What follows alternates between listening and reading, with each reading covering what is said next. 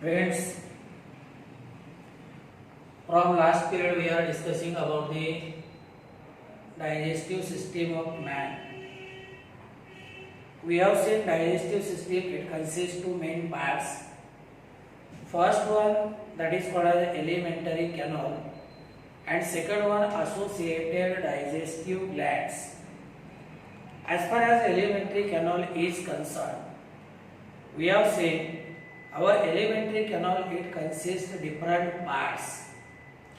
Out of these, some of the parts we have discussed in last period. We have discussed about the mouth, then we have discussed about the teeth. We have explained in detail the structure of tooth. Later on we have seen tongue, and last part that we have discussed, that is pharynx. And we have seen this pharynx, it finally opens into esophagus through a opening. This opening which is present here, it is called as gullet. It is called as gullet.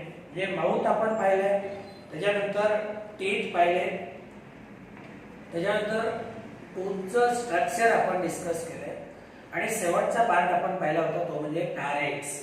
पॅरेक्स मध्ये आपण काय पाहिलं होतं की pharynx it is common passage both for food as well as air.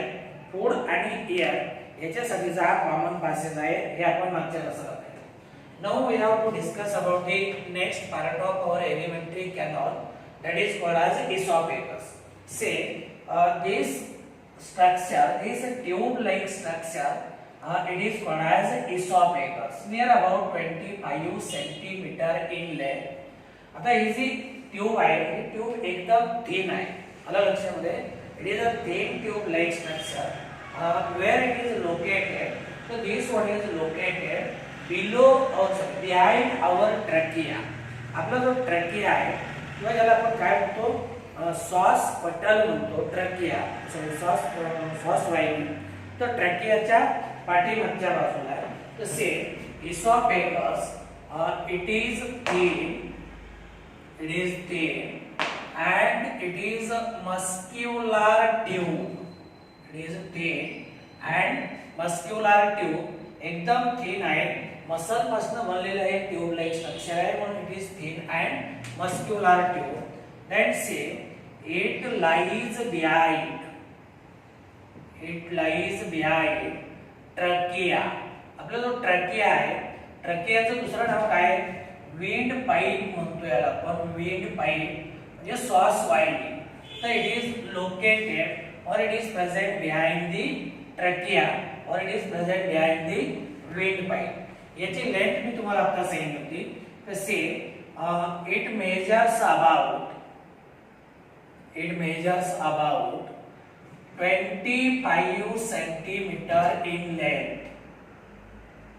25 centimetre in length which passes through neck, then central aspect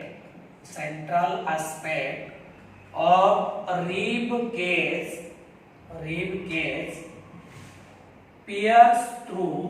pierces diaphragm, and it joins to the stomach.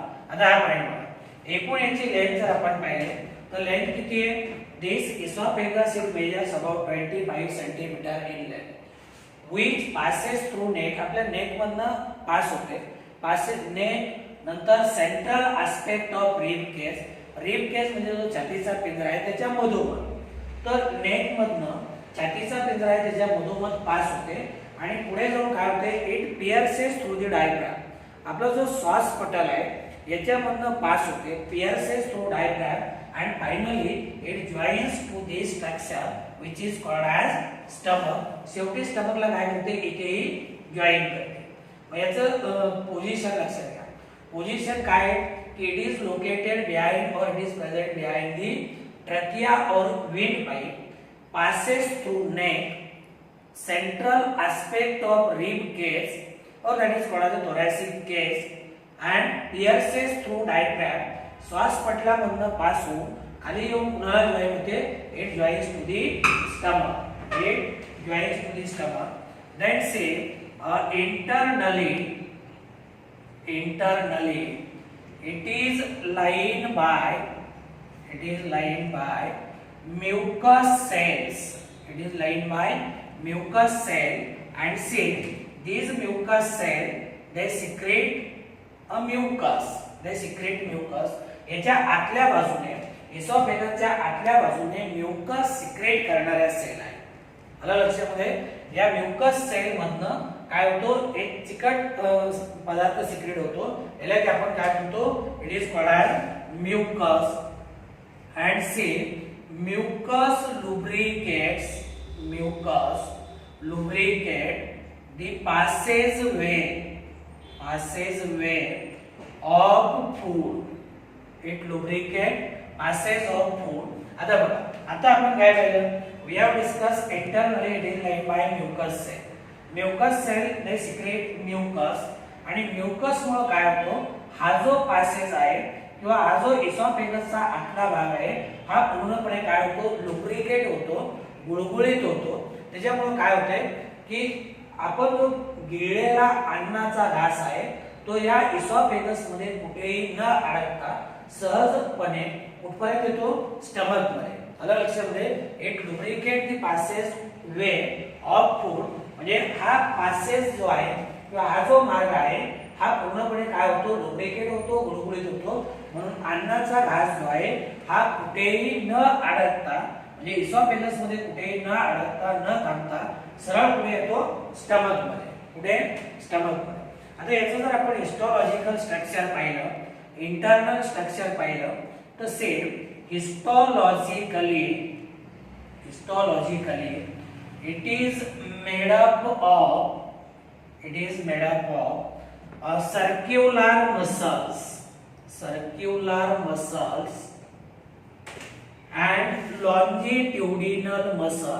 circular muscles and longitudinal muscles.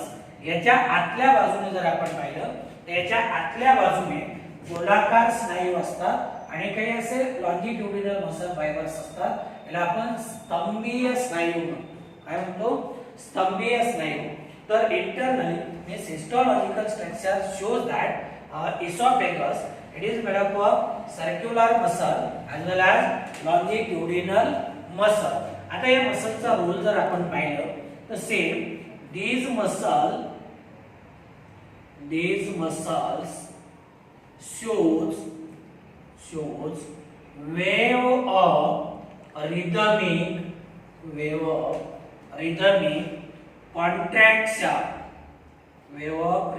contraction and relaxation which helps in passage of food through esophagus. तर याचं काय होतं या ज्या muscle आहेत या मसलचं alternate contraction आणि relaxation होईल. आता बघा समजा हा अन्नाचा गोळा आहे, फूड मटेरियल आहे. मग पाठीमागच्या मसल कॉन्ट्रॅक्ट होते तेव्हा याला पुढे ढकलते आणि पुढच्या मसल रिलॅक्स होते. परत पाठीमागच्या कॉन्ट्रॅक्ट त्याच्या पुढच्या रिलॅक्स म्हणजे या पद्धतीने यांचं अल्टरनेट कॉन्ट्रॅक्शन रिलॅक्सेशन झालं तर काय होते हळूहळू फूड मटेरियल या इसॉफेगस मधनं स्टमक कडे. आलं लक्षामध्ये. तर this is about the oesophagus. परत एकदा बघा इसॉफेगस हे तीन मस्क्युलर ट्यूब लाइक स्ट्रक्चर आहे.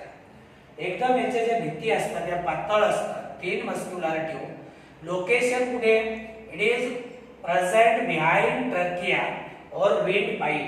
आपली जी श्वास वाहिनी आहे याच्या पाठीमागच्या बाजूला it measures about 25 centimetre in length. It passes through neck त्याच्यानंतर रिब केस म्हणजे आपला छातीचा पिंजरा. तिथून पुढे काय होते डायफ्रॅम मध्ये श्वास पटल मधनं पास होऊन खाली कुणाला जॉईन होत आहे they join to the stomach. Then say internally Esophagus it is lined by mucus cell and these mucus cells secrete mucus. या म्युकसचा रोग काय की esophagus ची आतली बाजू पूर्णपणे लुब्रिकेट होते, गुळगुळीत होते आणि फूड मटेरियल पुढे पास होण्यासाठी त्याची मदत होते. याचं जर आपण हिस्टॉलॉजिकल स्ट्रक्चर पाहिलं तर याच्या आतल्या बाजूला दोन प्रकारच्या मसल्स आहेत. एक सर्क्युलर ज्याला आपण गोलाकार स्नायू म्हणतो आणि लॉन्जिट्युडिनल मसल यांना आपण स्तंभीय स्नायू म्हणतो. जेव्हा यांचं कॉन्ट्रॅक्शन आणि रिलॅक्सेशन होईल तेव्हा काय होईल, या इसॉफेगस मधनं फूड मटेरियल हळूहळू काय होईल, पुढे पास होईल and ultimately it will reach to the stomach. It will reach to the stomach. So this is about the esophagus. Now next part we have to discuss. This one is stomach.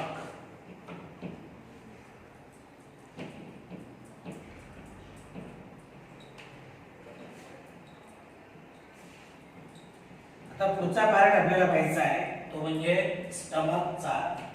आता stomach मध्ये जर आपण पाहिलं तर साधारणतः stomach काय आहे, एक मस्क्युलर जे सेपडा ऑर्गन आहे जिथे की फूड मटेरियल टेम्पररी काय केलं जातं, स्टोअर करून ठेवलं जातं. काय केलं जातं, स्टोअर करून ठेवलं जातं.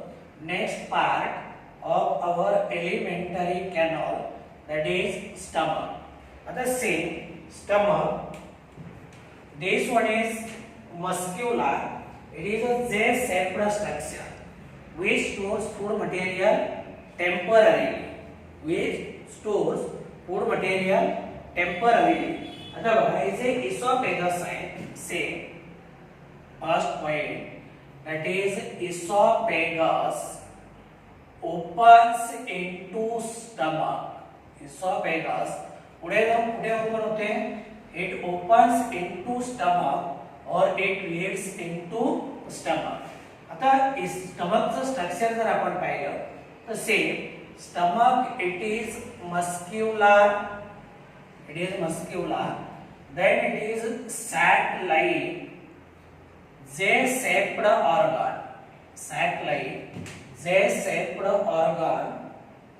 organ around 25 to 30 centimeter long. 25 to 30 centimeter long. It is made up of muscular. It is a sac-like structure. Sac-like म्हणजे एक असा पिशवी सारखा भाग आहे, एक पिशवी सारखा अवयव आहे. It is a sac-like. It is a J-shaped. English बाराखडी जी आहे का नाही, J याच्यासारखा याचा शेप दिसतो. It is a muscular sac-like J-shaped organ and it measures about 25 to 30 centimeter in length. 25 to 30 centimeter in length. Then see, it is divided into two regions. It is divided into two regions and see, these two regions, they are upper cardiac region. And second, this one is called as lower pyloric region. आता actually हे दोन main parts आहेत, दोन main reason झाले. याच्यामध्ये part म्हणत आपण चार पार्ट पाहतो. आता बघा हा जो जे शेप्ड पार्ट आहे किंवा स्टमक आहे, हा स्टमकचा जो वरचा भाग आहे याला म्हणायचं कार्डियाक रिजन. आणि हा जो टॅपरिंग पोर्शन आहे, हा जो निमुळता होत गेलेला भाग आहे, या निमुळता होत गेलेल्या भागाला आपण काय म्हणतो, this one is called as pyloric region. It is called as pyloric. म्हणजे वरचा जो आहे तो कार्डियाक रिजन आणि हा लोअर रिजन आहे याला आपण काय म्हणतो, it is called as pyloric region. म्हणजे स्टमक आपण दोन रिजन मध्ये डिवाइड करतो. पण ऍक्च्युअली पार्ट जर आपण पाहिले तर याच्यामध्ये आपल्याला एकूण चार पार्ट पाहिजे. Same, the first part it is called as cardiac or it is called as cardiac. First part it is called as cardiac or it is called as cardiac. म्हणजे हा जो सुरुवातीचा भाग आहे, ऍक्च्युअली हा पोर्शन बघा, याच्या वरती जो बल्गी पोर्शन दिसतो तो फंडस आहे. पण हा जो रिजन आहे या रिजनला आपण काय म्हणतो, this is called as cardiac region. This is called as cardiac region. आणि कार्डियाक रिजन मध्ये कोण ओपन होईल, इसॉफेगस. आलं लक्षामध्ये. म्हणजे say here we can say that it is first part, it is first part of stomach in which esophagus opens, in which esophagus opens. म्हणजे स्टमकचा पहिला part का जिथे इसॉफेगस ओपन होतो याला आपण काय म्हणतो, it is called cardia or this one is also called as cardia. आलं लक्षामध्ये. आता हा जो कार्डियाक आहे say this cardiac it surrounds bands of circular muscles at junction of esophagus and stomach. This one is called cardiac sphincter. It is called as cardiac sphincter. This is very important point. आता बघा हा point काय सांगतोय की इतर ज्या cardiac muscles आहेत, circular muscle, cardiac काय करतो, इथल्या सर्क्युलर मसलला सराउंड करतो. It surround circular muscles which are present at junction of esophagus and stomach.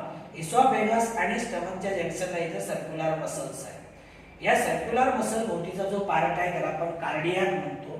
आणि मग इथे जे स्ट्रक्चर तयार होईल, एक ओपनिंग असे तयार होते, या ओपनिंगला आपण काय म्हणतो, this opening it is called as cardiac sphincter. It is called as cardiac sphincter.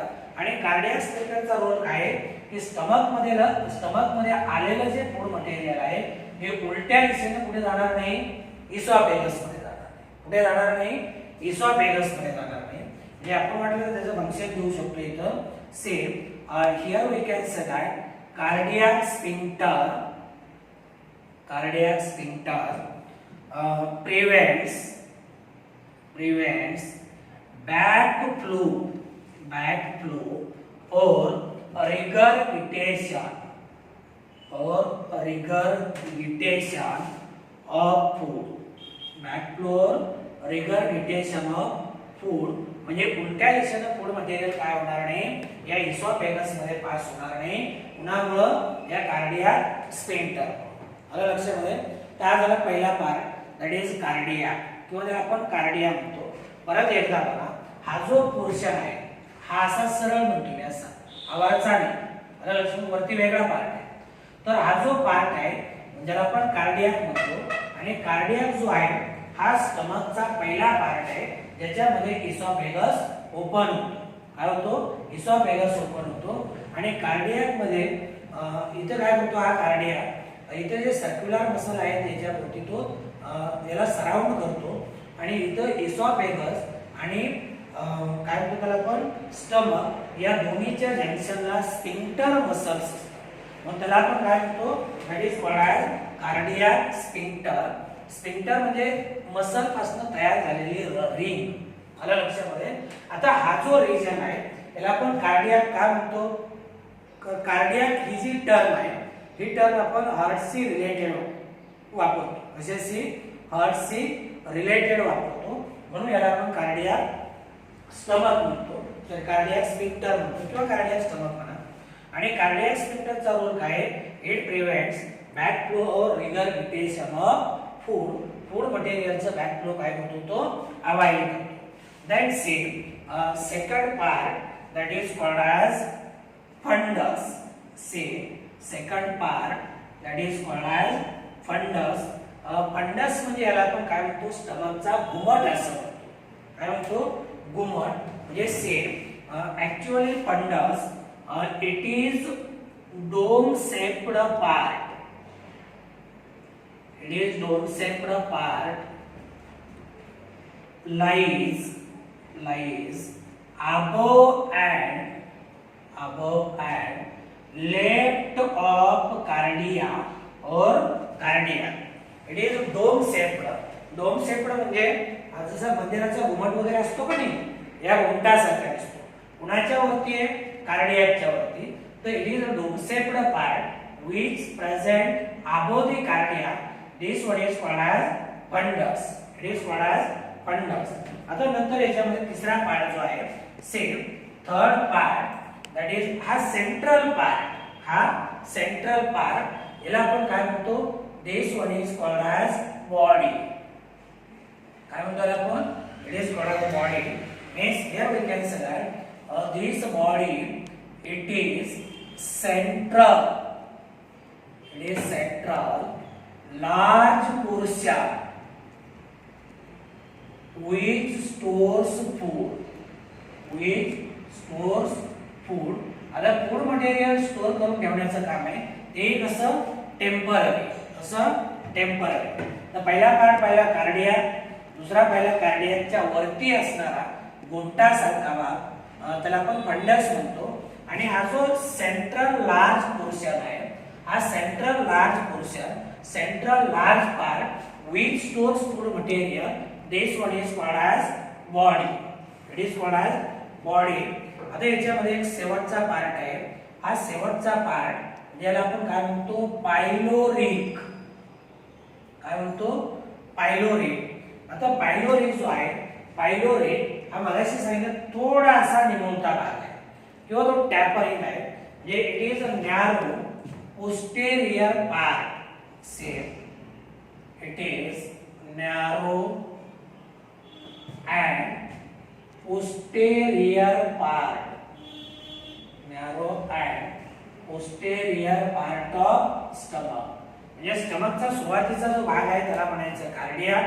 आणि जो पोस्टेरियर नॅरो किंवा टेपरिंग पोर्शन आहे हा टॅपरिंग पोर्शन याला आपण काय म्हणतो? It is called as pyloric. काय म्हणायचं याला? It is called as pyloric. Then say this pyloric it is guarded by or this pyloric it opens into duodenum.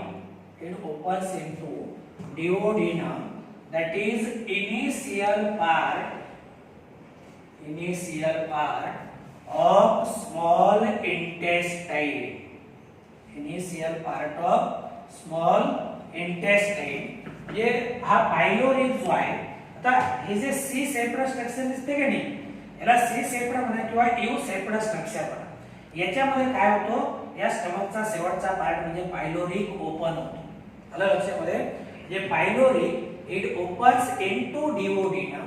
Duodenum हा स्मॉल इंटेस्टाइनचा सुरुवातीचा भाग आहे. आपण म्हणलं की नाही that is initial part of small intestine. And see this pyloric it is guarded by a sphincter that is called as pyloric sphincter. It is guarded by pyloric sphincter. आता इथे सुद्धा काय हे मसल पासून बनलेले असे रिंग असते. जसं वरती कार्डियक स्फिंक्टर आहे तसं इथं पायलोरिक स्फिंक्टर आहे. म्हणजे जिथं तो डिओडिनम मध्ये ओपन होतो तिथे एक पायलोरिक स्फिंक्टर असतो. आणि पायलोरिक स्फिंक्टर काय करणार? स्टमक मधलं फूड मटेरियल पुढे स्मॉल इंटेस्टाइन मध्ये पास करण्यासाठी मदत करणार. Means here we can write this pyloric sphincter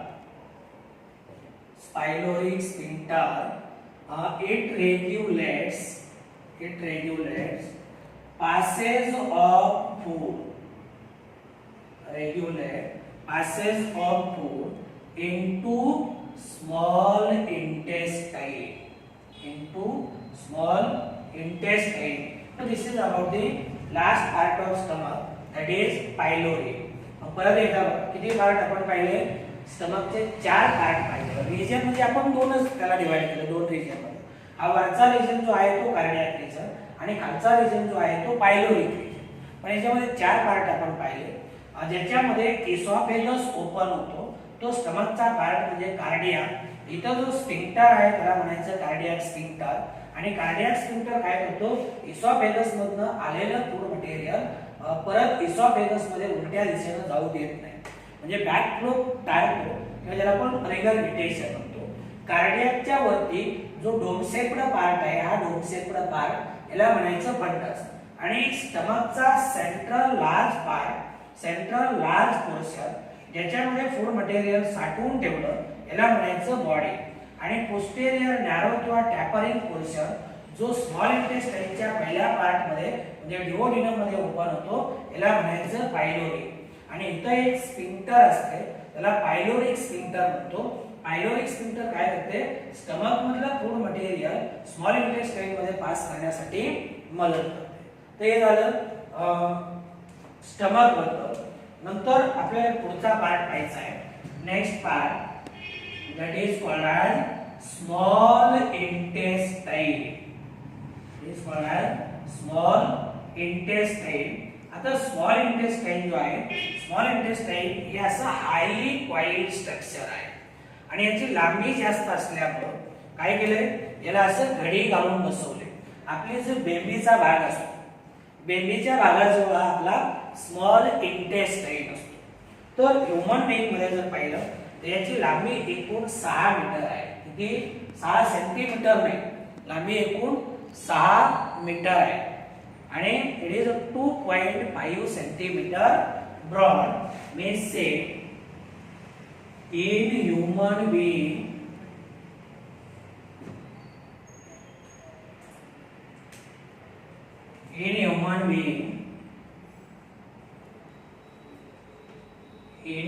being small intestine it is about 6 meter in length, 6 meter in length, then 2.5 centimeter broad and coiled within abdominal cavity. Coiled within abdominal cavity. आता coiled within abdominal cavity म्हणजे मी आता सांगितलं तुम्हाला की हा काय याची लांबी जास्त आहे. साधारणतः एक 6 मीटर एवढी याची लांबी आहे आणि 2.5 सेंटीमीटर हा ब्रॉड आहे. आणि तो काय केला, घडी घालून बसवला ॲब्डोमिनल कॅव्हिटी मध्ये. काय केलंय, घडी घालून बसवला. आता हे बघा, हे जे कॉइल स्ट्रक्चर दिसते का नाही, हे कॉइल स्ट्रक्चर म्हणजे आपण काय म्हणतो, this is called small intestine. आता say the coils are held together by mesenteries supporting blood vessels, then lymph vessels and nerves. Supporting blood vessel, lymph and nerve. थोडक्यामध्ये काय ही कॉइलिंग जी आहे ही कॉइलिंग एकत्र बांधून ठेवण्यासाठी एक कनेक्टिव्ह टिश्यूचं स्ट्रक्चर आहे. कुणाचं? कनेक्टिव्ह टिश्यूचं स्ट्रक्चर. याला आपण काय म्हणतो, that is called as mesenteries. म्हणजे जसं आपण ऊसाची मुळी वगैरे असते की नाही, ऊसाची मुळी ज्याच्यामध्ये 5-50 ऊस आहेत ते एकत्र बांधून ठेवण्यासाठी आपण काय करतो, त्या ऊसाच्या वाड्याचा वापर करतो. बरोबर आहे का? ऊसाच्या वाड्याचा वापर करतो आणि ते ऊस एकत्र बांधून ठेवतो. तसं हे जे कॉइल्स आहेत ते कॉइल्स एकत्र ठेवण्यासाठी एक कनेक्टिव्ह टिश्यू पासून स्ट्रक्चर तयार होतं, ते मदत करते. त्याला आपण मेसेंट्रीज म्हणतो. आणि मेसेंट्रीचा फायदा किंवा मेसेंट्रीचा सपोर्ट आणखी कुणाला मिळतोय, ब्लड वेसलला मिळतोय, लिम्फ वेसलला मिळतोय आणि नर्व्हला सुद्धा मिळतोय. आता याच्यामध्ये स्मॉल इंटेस्टाइन आहे. Small intestine it consists 3 parts. आणि हे 3 पार्ट कुठले आहेत? जो सुरुवातीचा भाग आहे याला म्हणतो डिओडिनम. जो मधला भाग आहे हायली कॉइल्ड याला म्हणतो आपण जेजुनम. आणि जो शेवटचा पार्ट आहे जो लार्ज इंटेस्टाइन मध्ये ओपन होतो याला म्हणायचं इलियम. काय म्हणायचं? इलियम. बघा, हा सुरुवातीचा भाग जो आहे, हा सुरुवातीचा भाग याला म्हणायचं डिओडिनम. नंतरचा जो भाग आहे याला म्हणायचं जेजुनम. आणि जो शेवटचा भाग आहे हा शेवटचा भाग जो की लार्ज इंटेस्टाइन मध्ये ओपन होतो याला आपण काय म्हणतो, it is called as ilea. म्हणजे स्मॉल इंटेस्टाइन जी 6 मीटर लांबीची ट्यूब आहे ही आपण किती पार्ट मध्ये डिवाइड करतो, 3 पार्ट. आता 2-3 गोष्टी कॉमन तुमच्या लक्षात आल्या. कुठल्या, की स्मॉल इंटेस्टाइनची ह्यूमन बीइंग मध्ये लांबी 6 मीटर आहे, 2.5 सेंटीमीटर तो ब्रॉड आहे आणि ॲब्डोमिनल कॅव्हिटी मध्ये अशी घडी घालून बसवलाय. आणि ही जी घडी आहे किंवा कॉइल्स आहेत यांना बांधून ठेवण्यासाठी एक कनेक्टिव्ह टिश्यू पासून स्ट्रक्चर तयार होते.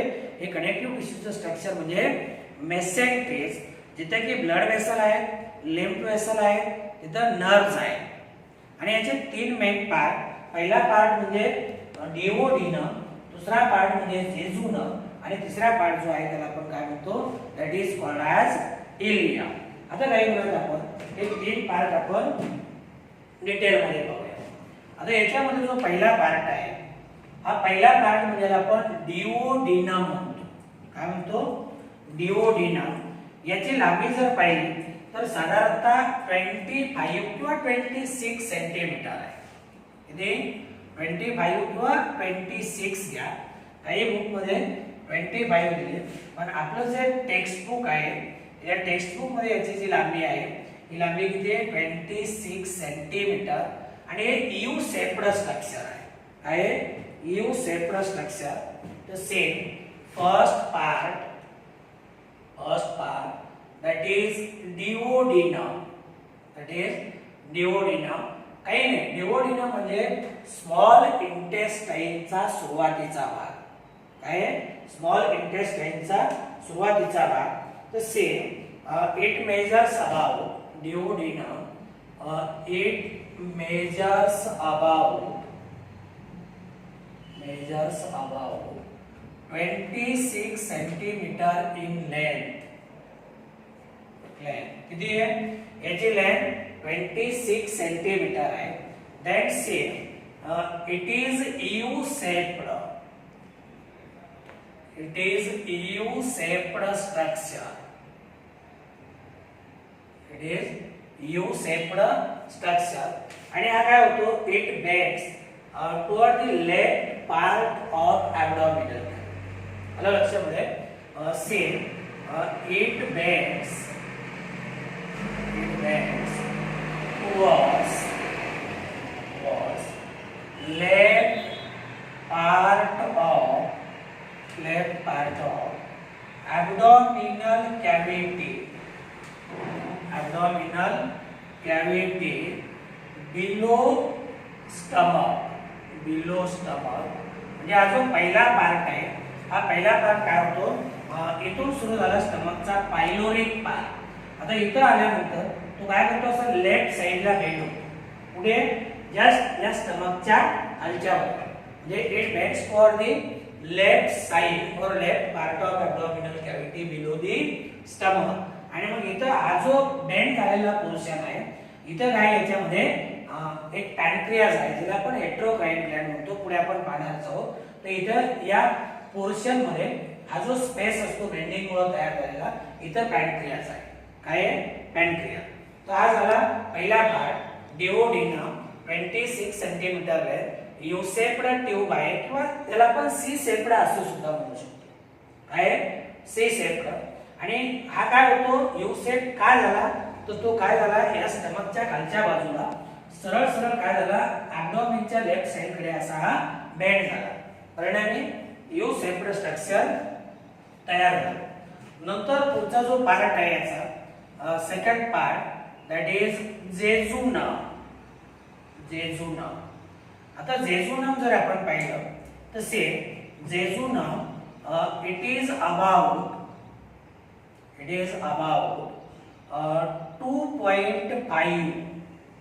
2.5 meter long.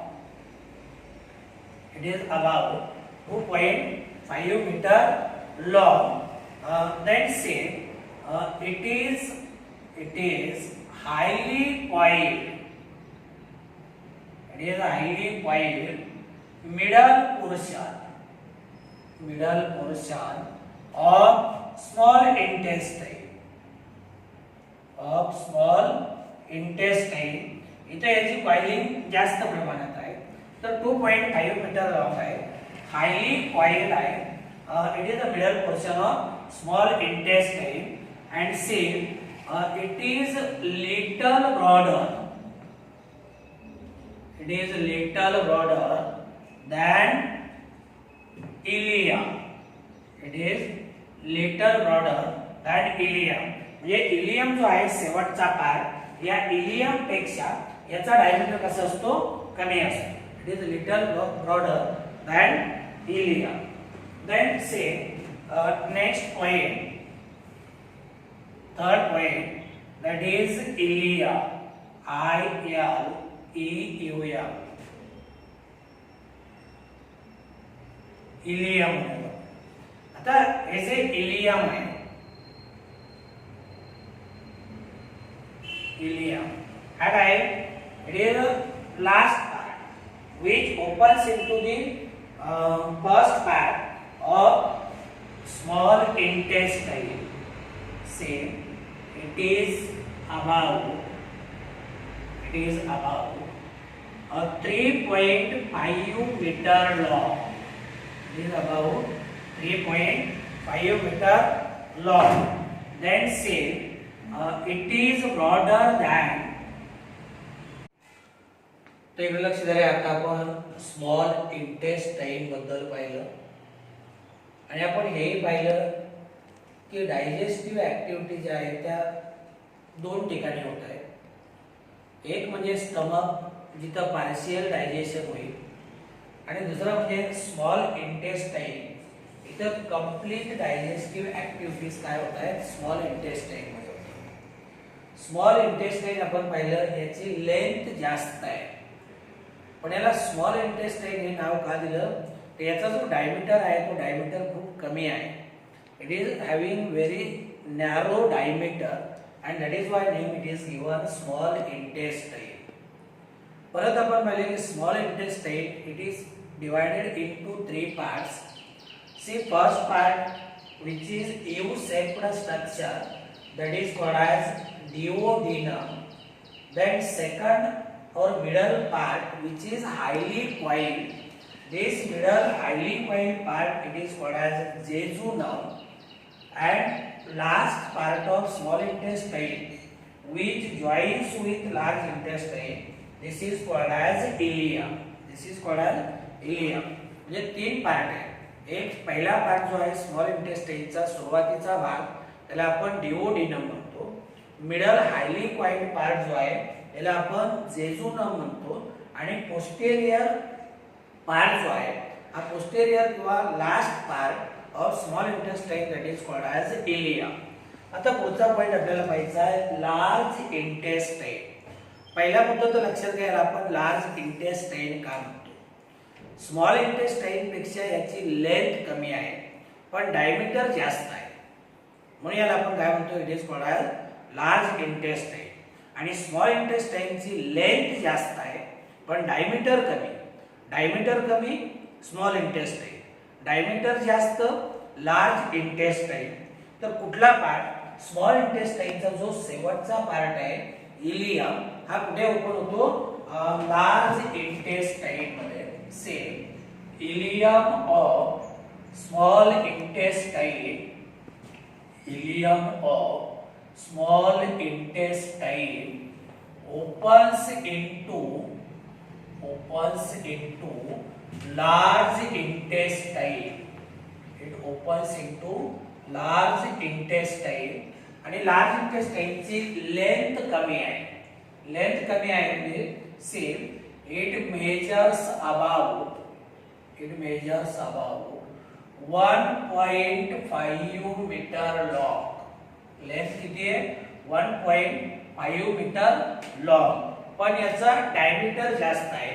म्हणजे same it is wider and shorter than small intestine. Wider and shorter than small intestine.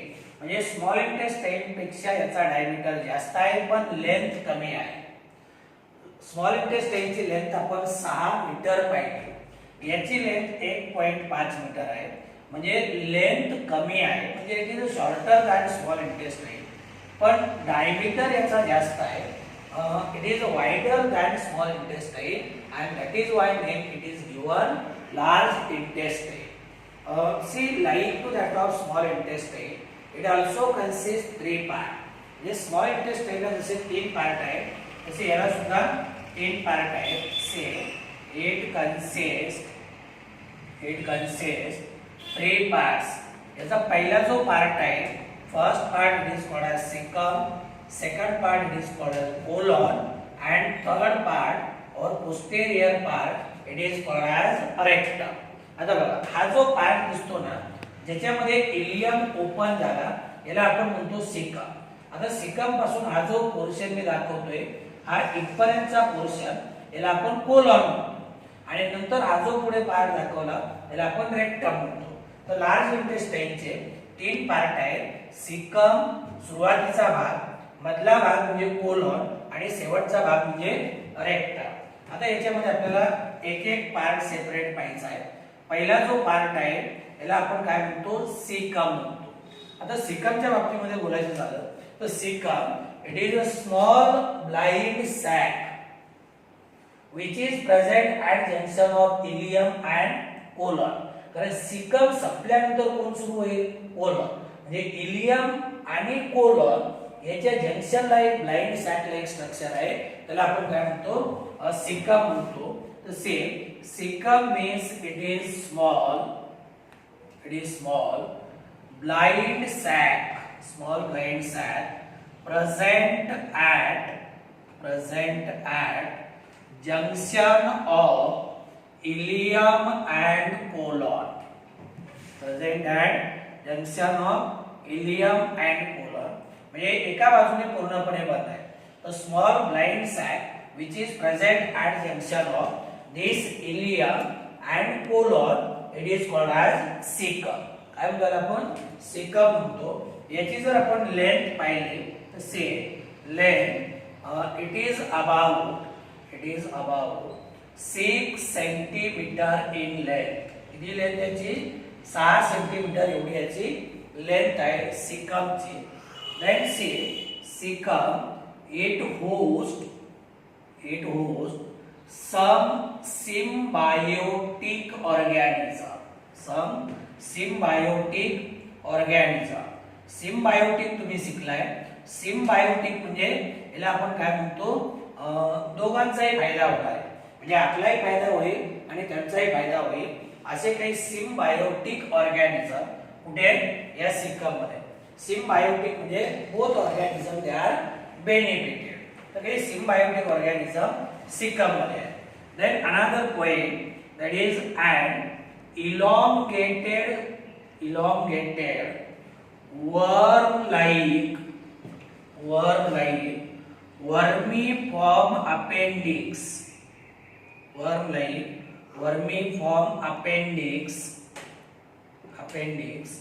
It arises from cecum. आता तुम्ही अपेंडिक्स ऐकून आहे बघा. हा जो सीकम आहे ना, इथे एक वर्म लाईक स्ट्रक्चर बाहेर पडते, याला आपण काय म्हणतो, वर्मीफॉर्म म्हणा किंवा नुसतं अपेंडिक्स म्हणा. आलं लक्षामध्ये. आणि हा जो अपेंडिक्स आहे तो आपल्यामध्ये काय आहे, वेस्टिजियल आहे. It is of no use. Means say appendix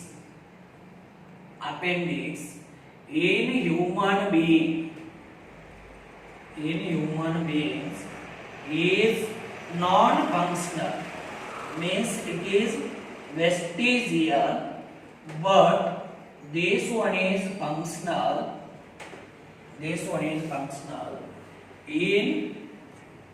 functional in herbivorous animals and helps in digestion of cellulose.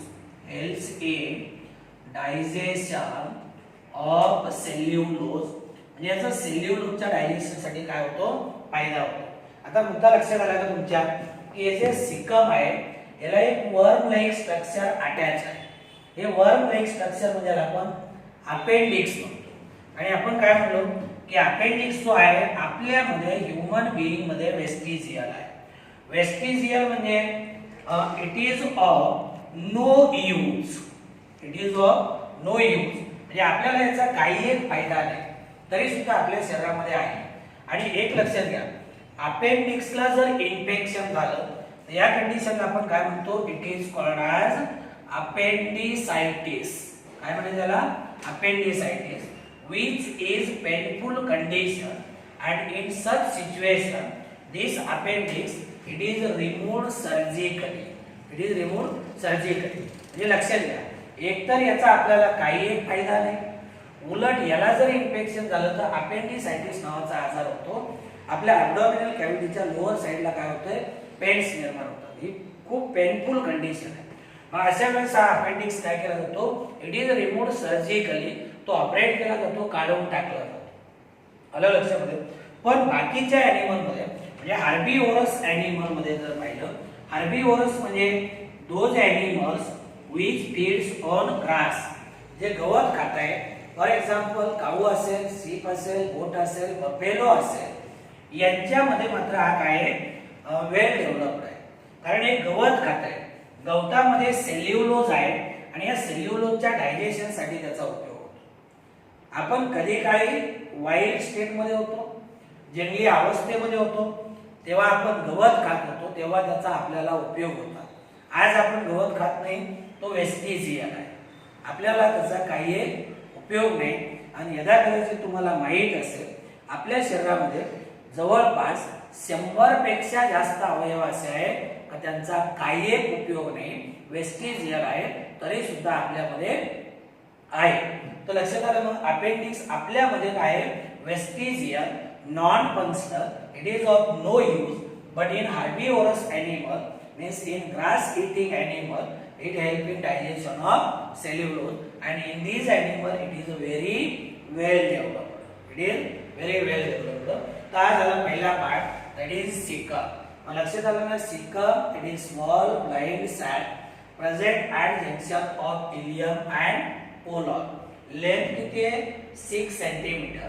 याच्यामध्ये काही सिम्बायोटिक ऑर्गॅनिझम्स, वाटलं तर मायक्रो ऑर्गॅनिझम्स आहे, सिम्बायोटिक मायक्रो ऑर्गॅनिझम्स आहेत आणि याला एक इलॉंगेटेड वर्म लाइक स्ट्रक्चर अटॅच आहे, त्याला आपण अपेंडिक्स म्हणतो. अपेंडिक्स आपल्यामध्ये वेस्टिजियल आहे. हार्बिवोरस एनिमल मध्ये तो फंक्शनल आहे, वेल डेव्हलप्ड आहे, help in digestion of cellulose. Then see second part, that is colon. Second part, that is colon. आता बघा, हा जो सिकम आहे, आता कोलॉनची सुरुवात इथून झाली, हा काही भाग वरती गेला, नंतर काही भाग असा आडवा आला आणि शेवटचा भाग परत खाली आला आणि जिथून सुरुवात झाली तो झाला असेंडिंग कोलॉन. हा आडवा जो आलाय त्याला आपण ट्रान्सव्हर्स कोलॉन म्हणतो आणि नंतर खाली जो आलेला कोलॉनचा भाग आहे त्याला आपण डिसेंडिंग कोलॉन म्हणतो. तर या ठिकाणी सिकम पुढे जाऊन पुढे ओपन झाला colon. Means we will write first point, that is cecum opens into colon. Cecum, it opens into colon. Same, it is tubular region. It is tubular region consisting three parts. That is, first one it is called as ascending colon. Then second one is transverse colon. And third one that is called as descending colon. म्हणजे फक्त एवढं लक्षात ठेवा, tubular तर आहेच, पण एक लक्षात ठेवा, याला 3 पार्ट आहे. जो कोलॉनचा वरती जाणारा पार्ट आहे त्याला असेंडिंग कोलॉन म्हणतो, जो असा आडवा गेलाय त्याला आपण ट्रान्सव्हर्स कोलॉन म्हणतो आणि जो परत खाली आलेला भाग आहे that is called as descending colon. आणि हा जो कोलॉन आहे, say colon it is internally lined by mucosal cells. It is internally line by mucosal cell, याच्या आतल्या बाजूला म्युकस सिक्रेट करणाऱ्या सेल्स असतात. तर internally it is line by mucosal cell. हा झाला दुसरा भाग. आणि शेवटचा पार्ट जो आहे याचा त्याला आपण काय म्हणतो, that is called as rectum. That is called as rectum. शेवटचा पार्ट आहे, लास्ट पार्ट आहे लार्ज इंटेस्टाइनचा. म्हणून आपण याला म्हणूया it is posterior part. It is a posterior part of large intestine. It is posterior part of large intestine. Large इंटेस्टाइनचा हा शेवटचा पार्ट आहे. आणि याचं काम काय, हा जो रेक्टम आहे, rectum it temporarily stores undigested waste matter, याला की आपण फेसेस म्हणतो. Means it temporarily stores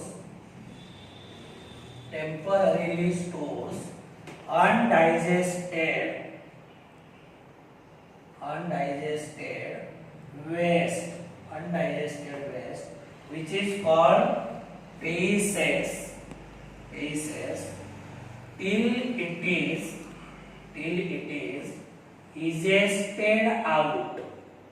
is egested out. म्हणजे टेम्पररी काय करतो, हे जे व्हेइकल मॅटर आहे किंवा ज्याला आपण अनडायजेस्टेड वेस्ट मॅटर म्हणतो, हे अनडायजेस्टेड वेस्ट मॅटर इथे काय केलं जातं, टेम्पररी साठवून ठेवलं जातं. कधीपर्यंत, जोपर्यंत शरीराच्या बाहेर काढलं जात नाही तोपर्यंत काय केलं जातं, इथं टेम्पररी साठवून ठेवलं जातं. That same this one is last part that is called as anus, last part of elementary canal. म्हणजे बघा आपण कसं म्हणलं होतं ना की आपल्या एलिमेंटरी कॅनलची सुरुवात कुठनं होते, सुरुवात माउथ मधनं होते, शेवट कुठे होतो, एनस. म्हणजे माउथ आणि anus they are present at opposite end. These are two separate opening.